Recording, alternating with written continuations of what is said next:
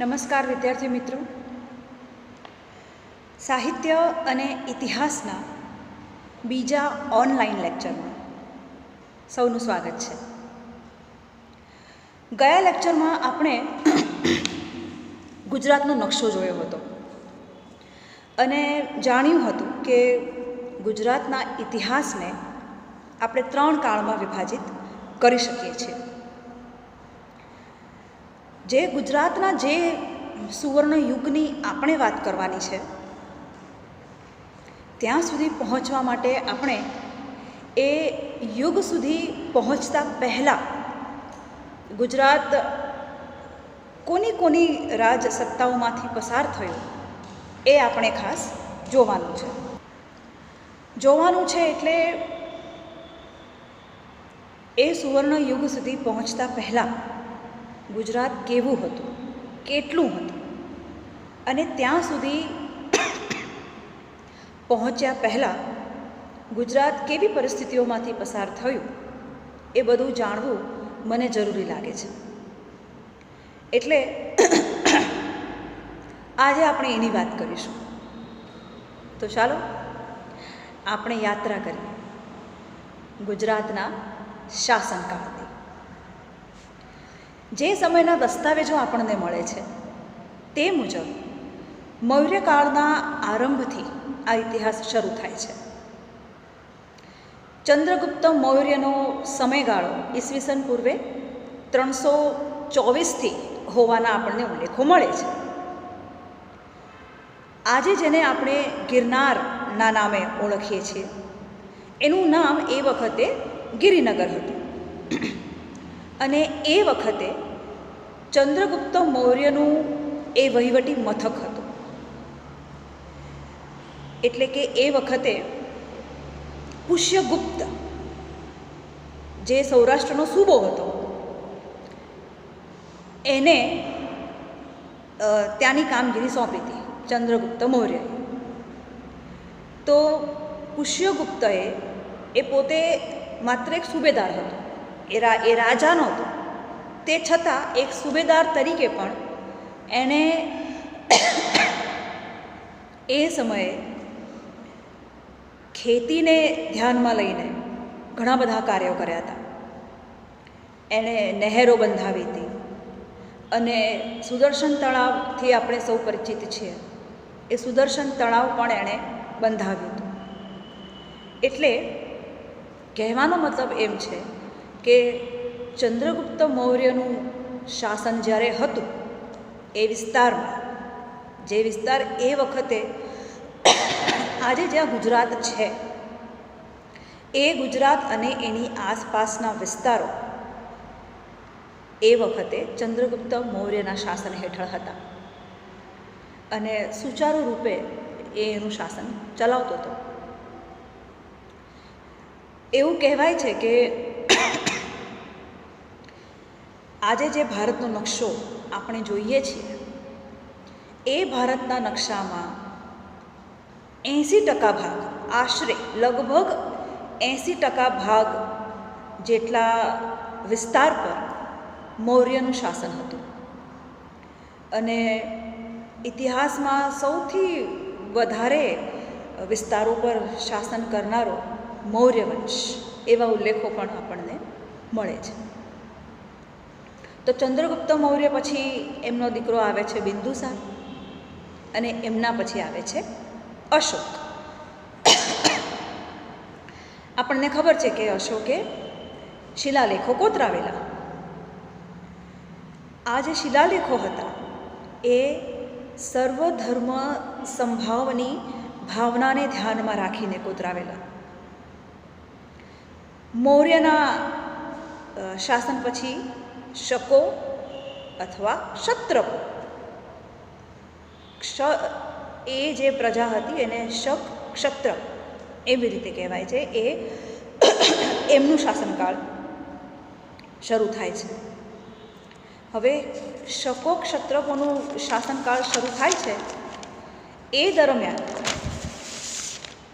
અશોકનું જે શાસન હતું, અશોકના શાસનથી લઈને શકો ક્ષત્રપોનું શાસન આવે એની વચ્ચે શું થયું?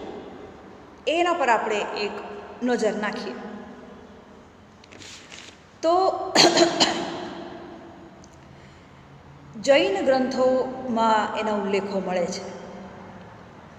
જૈન ગ્રંથો અનુસાર અશોકનો પુત્ર અથવા પૌત્ર, એમાં મતાંતરો હોઈ શકે, પણ એનું નામ હતું સંપ્રતિ. એણે પાટલીપુત્ર, ઉજ્જૈન એ બંને પર શાસન કર્યું.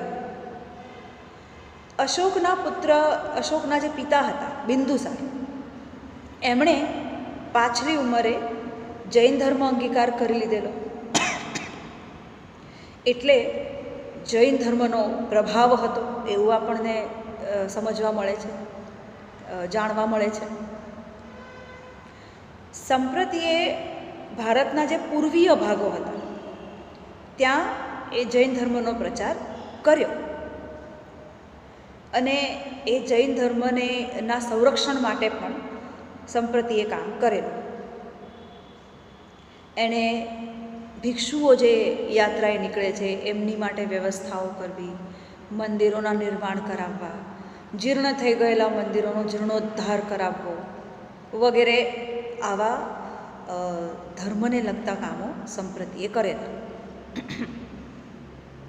ઘણી બધી મૂર્તિઓની એણે સ્થાપના પણ કરાવેલી. હવે થયેલું એવું કે અશોકના મૃત્યુ પછી એનો જે પિતરાઈ ભાઈ હતો એનું નામ હતું દશરથ મૌર્ય. એ દશરથ મૌર્યનું જ્યારે શાસન આવ્યું, અશોક પછી એણે શાસન સંભાળ્યું. દશરથ મૌર્ય જે અશોકનો પિતરાઈ ભાઈ હતો, એણે સૌરાષ્ટ્ર, મહારાષ્ટ્ર, આંધ્ર, મૈસૂર એ બધા જે ભાગો હતા એ બધા ભાગો આ દશરથ મૌર્યના શાસનકાળ દરમિયાન જુદા થઈ ગયા હતા. પોતાની એટલે જે સામ્રાજ્ય ભેગું કર્યું હતું અશોકે, એમાંથી આટલા પ્રદેશો છૂટા પડી ગયા હતા. તો એ થયું હતું દશરથ મૌર્યના શાસનકાળ દરમિયાન. સંપ્રતિએ એ ભાગોને ફરીથી પોતાના શાસન હેઠળ લીધા હતા, એને ભેગા કર્યા હતા. તો કહેવું એમ છે કે દશરથ મૌર્યના સમયથી જ મૌર્ય સામ્રાજ્યનો જે પ્રભાવ હતો એ ઓછો થવા માંડેલો. જો કે દશરથ મૌર્યએ પણ અશોકે જે સામાજિક નીતિ નિયમો આપ્યા હતા, જે ધાર્મિક બાબતો એ સમજાવવા માટે મથતો રહ્યો હતો, એના ઉપર ચાલવાનું દશરથ મૌર્યએ પણ ચાલુ રાખેલું. એ જ નીતિમાં રહીને એ શાસન ચલાવતો હતો. પણ ખાસો લાંબો સમયગાળો વીતી જાય છે. ચંદ્રગુપ્ત મૌર્યથી લઈને દશરથ મૌર્ય સુધી જ્યારે શાસનકાળ આવે છે તો એ દરમિયાન આપણને ખબર છે કે બીજા બહારી આક્રમણો સતત થતા રહેતા હતા. એને લીધે ધીમે ધીમે મૌર્યકાળનો પ્રભાવ ઘટતો ગયેલો. તો બહારના શાસકોના આક્રમણને કારણે દશરથ મૌર્ય અને સંપ્રતિ બે પોતાનું જે પેઢીઓ જૂનું જે શાસન હતું એને બરાબર વ્યવસ્થિત ચલાવવામાં બહુ સફળ નીવડ્યા નહોતા. એમણે પ્રયત્નો પૂરા કર્યા હતા, પણ મધ્ય એશિયાના રહેવાસીઓ જે શક લોકો હતા, શક જાતિના જે લોકો હતા, એ લોકોના આક્રમણની સામે સંપ્રતિનું શાસન હારી ગયું હતું અને ત્યાંથી શકોનું શાસન શરૂ થાય છે. શક જાતિના લોકો આવે એના પહેલાં એક ઉલ્લેખ એવો પણ મળે છે કે મૌર્ય વંશ પછી શુંગ વંશની રાજસત્તા ગુજરાતમાં હતી. અમુક પ્રમાણો એના જૈન ધર્મના પુસ્તકોમાં મળે છે, એમના ગ્રંથોમાં મળે છે. પણ એ વંશ પણ, એ જે શુંગ વંશ હતું, એ પણ બહુ સબળ રીતે કંઈ શાસન કરી શકતું નથી. અને બીજું એક મહત્ત્વનું પરિમાણ એ છે કે જ્યારે શકોનું શાસન શરૂ થાય છે એ સાથે જ ઈસવીસનની શરૂઆત થઈ જાય છે. આ જે શકો હતા એ પોતાને અમુક ઉપાધિઓ આપતા.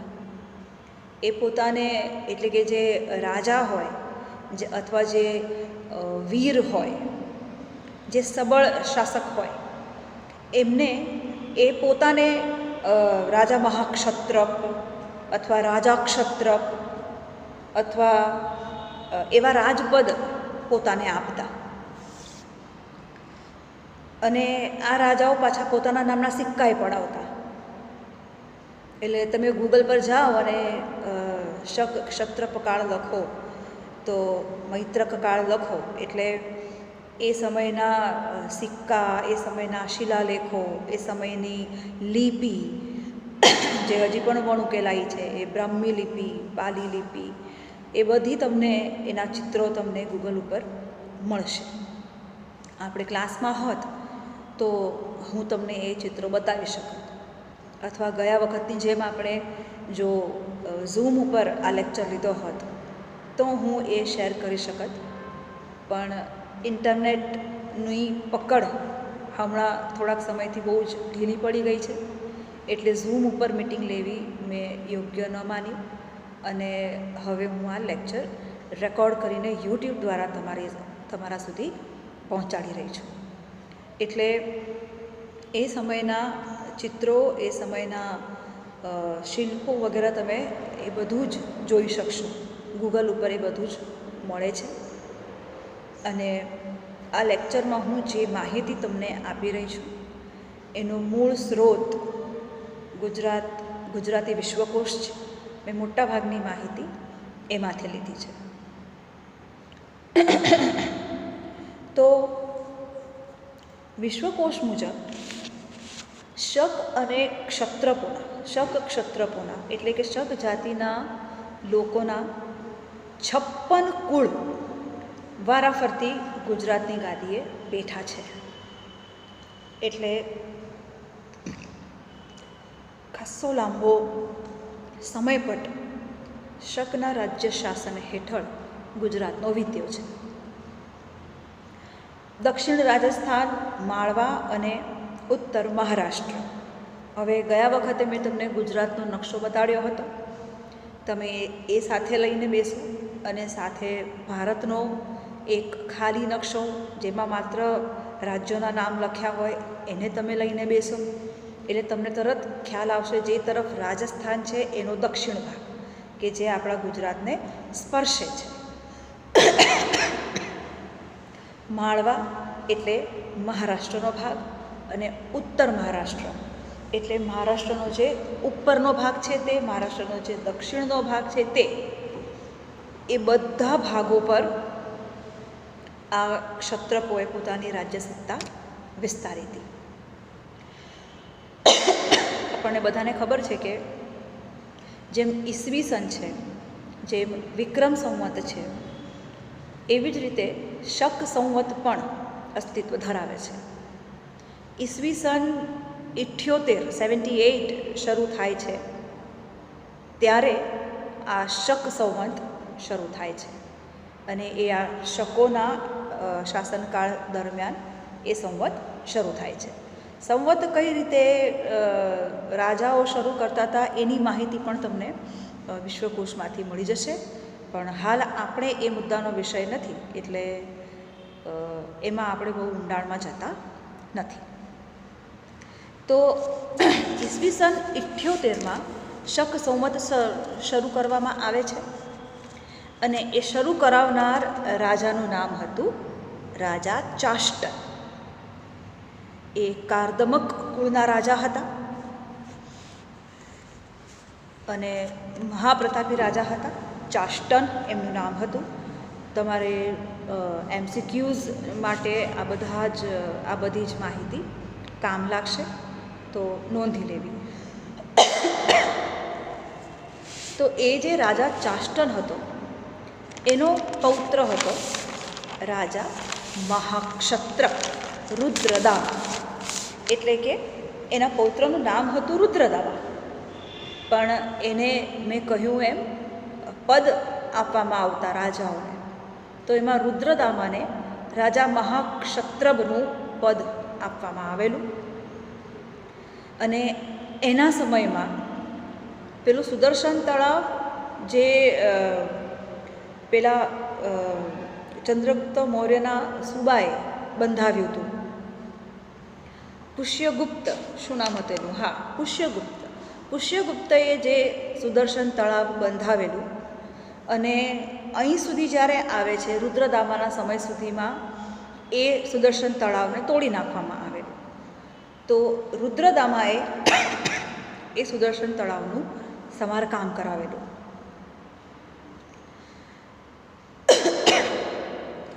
આ જે બધી નાની મોટી ઘટનાઓ છે, એટલે કે એક રાજાના શાસનને હરાવીને બીજા રાજાનું શાસન પર આવવું, શાસક તરીકે જગ્યા લેવી,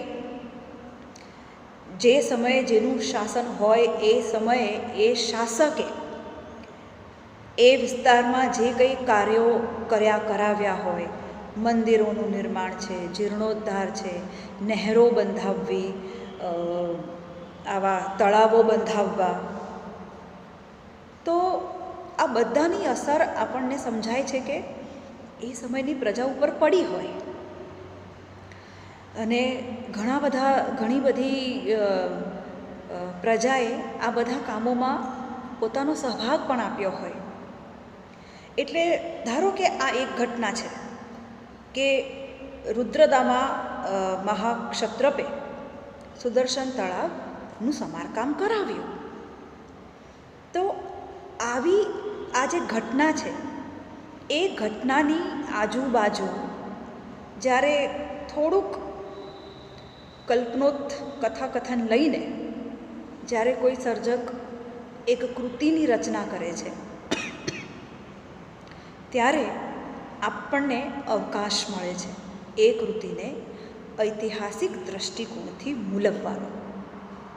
એટલે આપણે જ્યારે પાટણની પ્રભુતાનું મૂલ્યાંકન આ દૃષ્ટિએ કરીશું, ત્યારે આ ઇતિહાસમાંથી આપણને એવું ઘણું બધું મળશે જે આપણને એ સમજાવશે કે એ કૃતિકારે ઇતિહાસમાંથી કેટલો ભાગ લીધો છે અને પોતાની કલ્પનાનો કેટલો ભાગ એણે એમાં ઉમેર્યો છે. ઇતિહાસ સાથે શું એણે કોઈ જાતની છેડછાડ કરી છે કે પછી જેવું હતું એવું સીધું જ લીધું છે? જો છેડછાડ કરી છે તો કેમ કરી છે?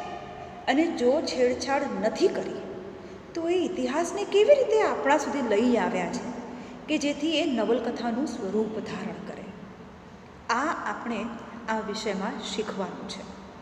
સાહિત્ય અને ઇતિહાસનો જે સંબંધ છે એ સાહિત્ય કૃતિને ધ્યાનમાં રાખીને આપણે આ રીતે મૂલવવાનું છે.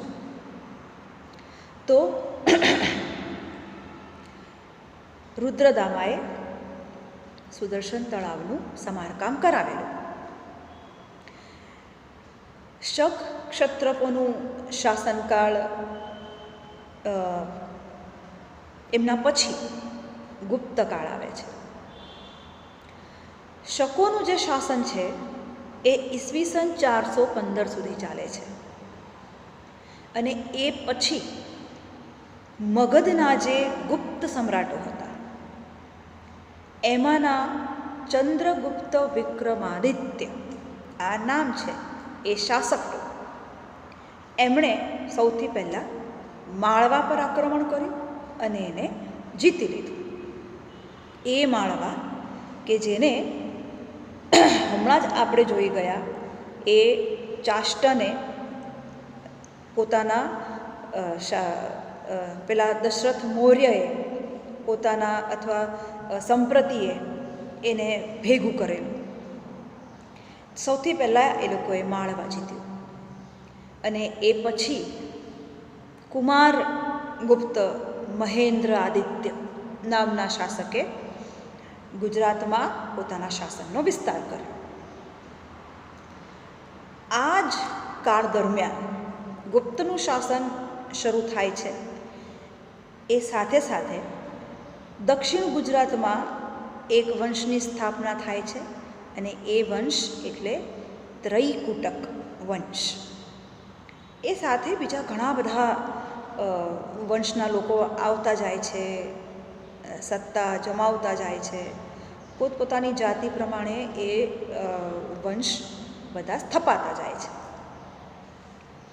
તો આજે ગુપ્ત સામ્રાજ્યનું શાસન શકો ક્ષત્રકો પર આવ્યું. એમાં એ ગુપ્ત સામ્રાજ્યનો જે સેનાપતિ હતો એનું નામ હતું ભટ્ટારક.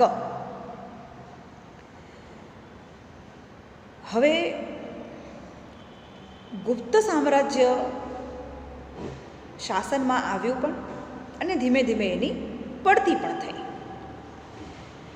એ દરમિયાન આ જે સેનાપતિ હતો એને જ્યારે એવો ખ્યાલ આવ્યો કે હવે આ ગુપ્ત શાસન બહુ લાંબુ ટકી શકે એમ નથી, એટલે એણે શું કર્યું, એણે વલભીમાં પોતાની સત્તા સ્થાપી, પોતાની રાજસત્તા સ્થાપી એણે.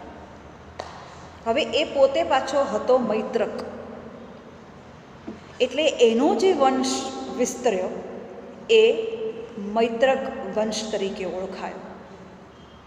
અને એ જે કાળ એ દરમિયાન એના વંશજોનો જે કાળ ગુજરાતમાં સ્થાયી થયો એ આખો કાળ મૈત્રક કાળ તરીકે ઓળખાયો.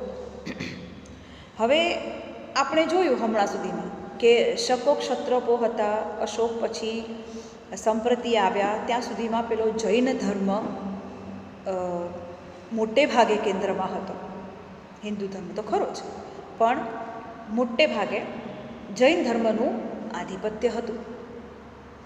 પણ આ જે ભટ્ટારક હતો એ શૈવ ધર્મી હતો, એટલે એણે શિવ ધર્મના પ્રચાર પ્રસાર માટે ભૂમિને દાન દેવાનું શરૂ કર્યું. આ ધાર્મિક હેતુ હતો એનો, ધર્મનો વિસ્તાર કરવા માટેનો. એટલે એણે એક આ કામ કર્યું. સૌથી પહેલાં એણે ભૂમિદાન દેવાનું શરૂ કર્યું. એની સાથે સાથે એણે તામ્રપત્રો પર, એટલે કે તાંબાના પતરાઓ ઉપર એણે તવારીખ લખાવાનું, કોતરાવાનું શરૂ કર્યું. જો લિપિની શરૂઆત ક્યારથી થઈ ગઈ હતી, તો કે ચંદ્રગુપ્ત મૌર્ય પછી જ્યારે અશોક સુધી આપણે આવીએ છીએ ત્યાં સુધી પેલી લિપિની શોધ તો થઈ ગઈ છે. એટલે જ્યારે આપણે સાંસ્કૃતિક પાસાની વાત કરીશું, સાહિત્યિક અને રાજકીય પાસાની વાત કરીશું, ત્યારે આ મુદ્દો આપણે ત્યાં જોઈશું કે લિપિની શરૂઆત એ વખતે થઈ ગઈ હતી, તો જ અશોકે શિલાલેખો કોતરાવ્યા હોય. તો ભટ્ટારકે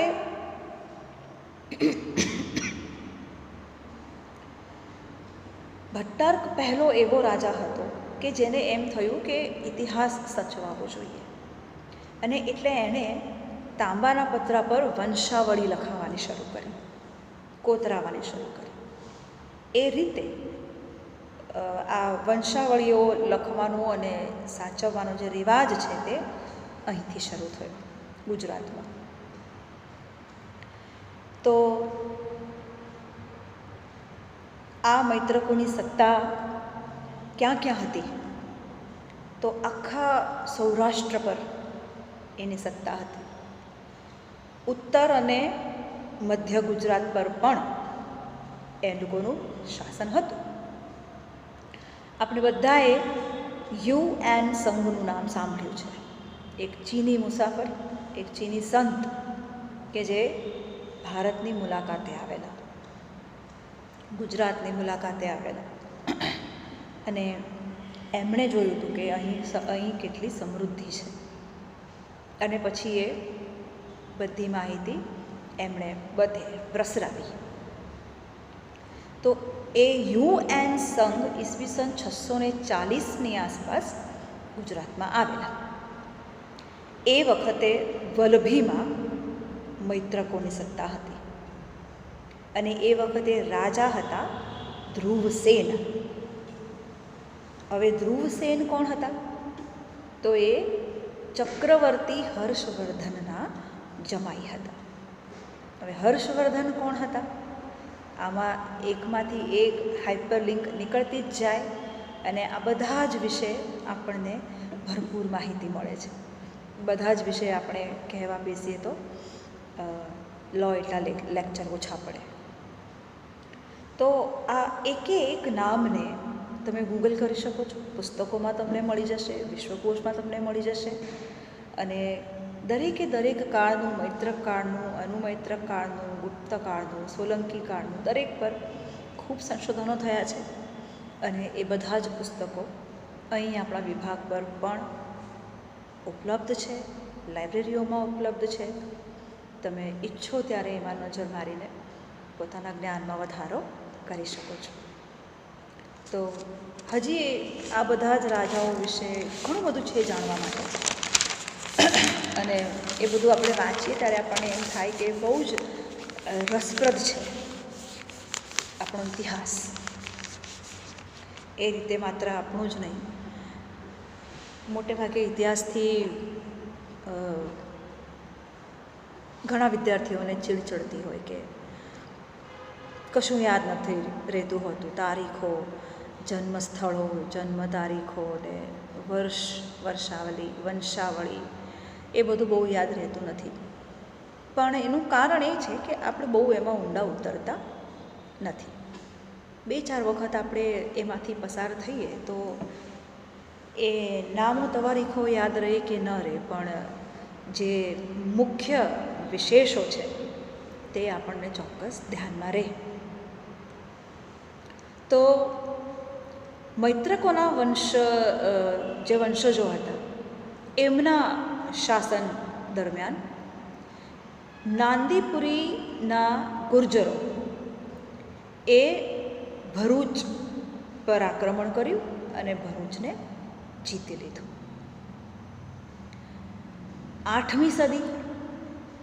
8મી સદીમાં આરબોનો હુમલો થયો અને મૈત્રક રાજ્યનો અંત આવ્યો.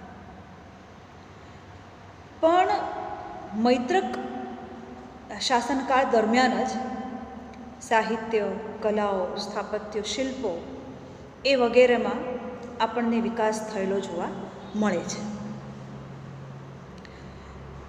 દાખલા તરીકે વલભીમાં આપણને ખબર છે કે વલભી વિદ્યાપીઠની સ્થાપના થઈ હતી. બૌદ્ધ વિહારો બંધાયા હતા. આગળ આપણે જોયું કે સુદર્શન તળાવ તો બંધાયું જ હતું, એનું સમારકામ પણ થયું, ઘણા બધા મંદિરોના જીર્ણોદ્ધાર થયા, ઘણી બધી નવા દેવાલયો પણ સ્થપાયા, મૂર્તિઓના શું કહેવાય આપણે મૂર્તિઓની સ્થાપના અને ધર્મનો પ્રચાર, એ બધું જ આપણને, તો એ બધું એમનેમ તો નહીં થતું હોય ને, કહેવાથી તો એ બધું થાય નહીં ને, એના માટે આપણે કંઈક તો કરવું પડે ને. એટલે આ વખતના શાસકો પાસે શું હતું કરવા માટે? તો આ હતું, લિપિ શોધાઈ ગઈ હતી, એટલે ગ્રંથોમાં એના ઉલ્લેખો કરવામાં આવતા. એ ગાયને કંઠોપકંઠ એ બધી વાતો, એમની તવારીખો, એમના ઇતિહાસો, એમના વિશેષો એ વહેતા થયા હોય. અને બીજું, મોટે ભાગે શિલ્પો અને સ્થાપત્યો દ્વારા ધર્મનો પ્રસાર કરી શકાય. એ વધારે નરી આંખે દેખાતું કાર્ય છે, એટલે એ બધું થતું. સાહિત્યમાં પણ કવિ ભટ્ટી આવે છે, એ રાવણ વધ નામનું મહાકાવ્ય રચે છે, એ મૈત્રકોના શાસનકાળ દરમિયાન આપણને આ કળાઓમાં વિકાસ દેખાતો જાય છે. પછી આવે છે અનુમૈત્રક કાળ. કોઈ પણ કાળની આગળ જ્યારે અનુ એવો શબ્દ લાગે ત્યારે એનો અર્થ એવો હોય કે, એટલે હું સામાન્ય રીતે વાત કરું છું, પ્રસ્થાપિત અર્થની હું વાત નથી કરતી, હું સામાન્ય સમજની વાત કરું છું કે જ્યારે કોઈ એક કાળ, જ્યારે કોઈ એક સમયગાળો પૂરજોશ પ્રચારમાં હોય અને પછી ધીમે ધીમે એ અંત તરફ જાય, તો કોઈ બીજો સમયગાળો પોતાની સત્તા, પોતાની પ્રતિષ્ઠા વધારે, એ દરમિયાન થોડોક ગાળો ખાલી પડે. જે દરમિયાન પેલા લુપ્ત થયેલા શાસકોનું પણ બહુ વર્ચસ્વ ન હોય અને નવા આવેલા શાસકોનું પણ બહુ વર્ચસ્વ હજી જામ્યું ન હોય, તો એવો જે સમયગાળો આવે છે એ અનુ ઉપસર્ગ સાથે આપણી સામે આવે છે. તો એવી જ રીતે અનુમૈત્રક કાળ આવે છે. એ દરમિયાન ઉત્તર ગુજરાતમાં અણહિલવાડ, પાટણ, આપણને ખબર છે, હવે અહીંયાથી કમા મુનશીની નવલકથાઓમાં આપણને આ બધું જ વાંચવામાં આવે છે. તો ઉત્તર ગુજરાતમાં અણહિલવાડ, પાટણમાં વનરાજ ચાવડો એ પોતાના વંશની રાજસત્તા સ્થાપે છે, ચાવડા વંશની. આ વાત છે ઈસવીસન 900ના સમયમાં. ઈસવીસન 900ના સમયમાં દક્ષિણમાં રાષ્ટ્રકૂટોનું શાસન, સૌરાષ્ટ્રમાં સૈંધવો, ચાલુક્યો અને એ બધાનું છૂટું છવાયું શાસન છે, સૂબા છે બધા. અને એ બધા પર આધિપત્ય કોનું છે? તો કે રાજસ્થાનના પેલા ગુર્જરો, એ પ્રતિહારો, એમનું શાસન છે.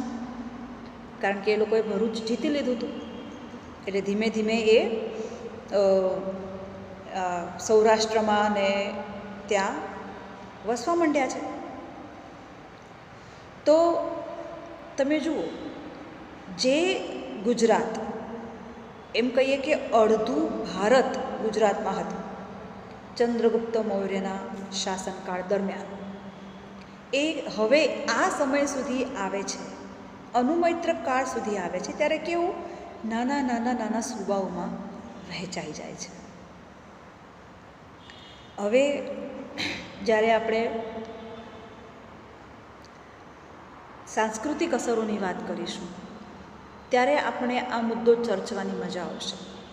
એક જ શાસકનું રાજ્ય જ્યારે મોટા ભાગના વિસ્તાર પર હોય ત્યારે એક જ નિયમને આધારે, એક જ નીતિને આધારે મોટે ભાગે વહીવટ ચાલતો હોય. પણ જ્યારે આવા નાના નાના સૂબાઓમાં વિસ્તારો વહેંચાઈ જાય ત્યારે દરેક સૂબો પોતાના નિયમ પ્રમાણે લોકોને ધક્કે ચડાવે છે, લોકો પાસેથી ઈચ્છે એ મુજબના કામ લે છે. કોઈ મૂળ શાસક એમના પર હોતો નથી. એટલે તમે જ્યારે વિશ્વ સાહિત્ય શીખશો ત્યારે આ બાબત તમને ઘણી કામ લાગશે કે જ્યારે તમે એનિમલ ફાર્મ જેવી કૃતિઓમાંથી પસાર થશો ત્યારે તમને એમ લાગશે કે અમારે કોઈનું શાસન જોઈતું નથી, અમે સ્વતંત્ર રહેવા માંગીએ છીએ. પણ પછી તરત જ પાછળ એક પ્રશ્ન તો આવે કે સ્વતંત્ર તો થઈ જાઓ, પણ પછી તંત્ર ચલાવવા માટે કંઈક તો વહીવટ કરવો પડે ને. અને વહીવટ કરવા માટે કોઈ એક સત્તાધીશ તો હોવો જોઈએ, નહીંતર એ વહીવટ સુચારુ રૂપે ચાલે નહીં. પછી વહીવટદાર કેવો આવે છે, સત્તાધીશ કેવો આવે છે, એના આધારે પછી એ વહીવટ ચાલે છે, જેવો એ ચલાવે એવો. બરાબર? તો નાના નાના સૂબાઓમાં ગુજરાત વહેંચાઈ જાય છે, અલગ અલગ શાસકોના હાથ નીચે વહેંચાઈ જાય છે. આ સમય દરમિયાન લગભગ ઈસવીસન 942 સુધી સમગ્ર વિસ્તાર પર કોઈ એક સર્વોપરી સત્તા નહોતી. એટલા માટે આ જે સમયગાળો છે તે અનુમૈત્રક કાળને નામે ઓળખાય છે. પણ આપણે જોયું કે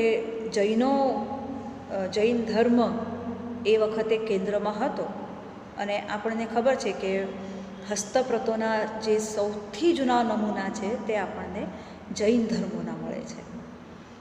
એટલે જૈન ધર્મોમાં સાહિત્યનું લેખન અને એનો પ્રસાર તો ચાલુ જ હતો.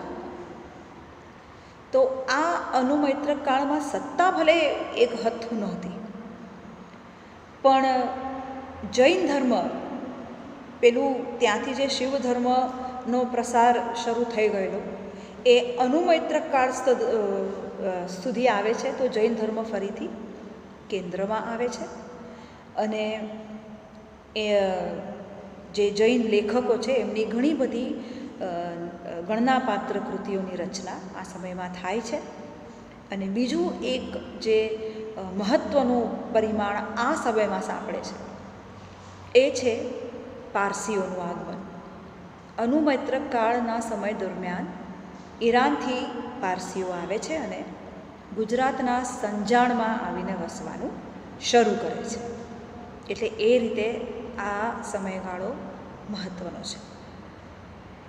પછી આપણે ઉપર જોયું કે સૌરાષ્ટ્રમાં ચાલુક્યોની સત્તા હતી, નાનકડી પણ હતી, અને એમના પર પેલા જે ગુર્જરો હતા એમનું આધિપત્ય હતું.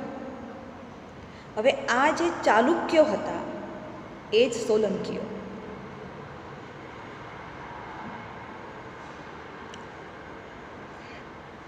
એમનું શાસન હતું સૌરાષ્ટ્ર પર, પણ એ સોલંકી કુળના એક રાજા, એમનું નામ મૂળરાજ સોલંકી. એમણે શું કર્યું તો ચાવડાઓનો જે વંશ હતો, મૂળરાજ ચાવડાનો જે વંશ હતો એને હરાવ્યો અને અણહિલવાડ પાટણમાં સોલંકી વંશની સ્થાપના કરી. એટલે કે પોતાનું રાજ્ય શાસન ત્યાં સ્થાપ્યું. હવે એમના જે પિતા હતા, કોના?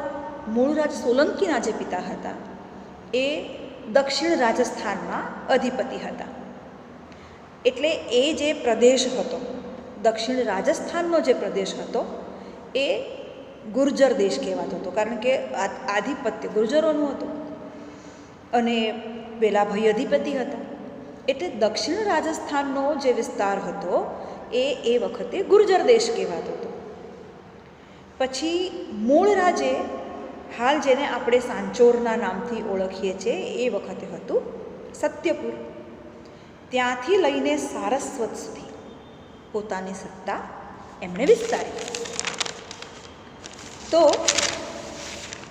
ત્યારે એ જે પ્રદેશ ગુર્જર દેશ કહેવાતો હતો, એમના દીકરાએ જ્યારે અહીંયા સારસ્વત સુધી પોતાની સત્તા વિસ્તારી, તો એ બધો જ વિસ્તાર પછી ફાઇનલી ગુર્જર દેશ કહેવડાવ્યા માંડ્યો.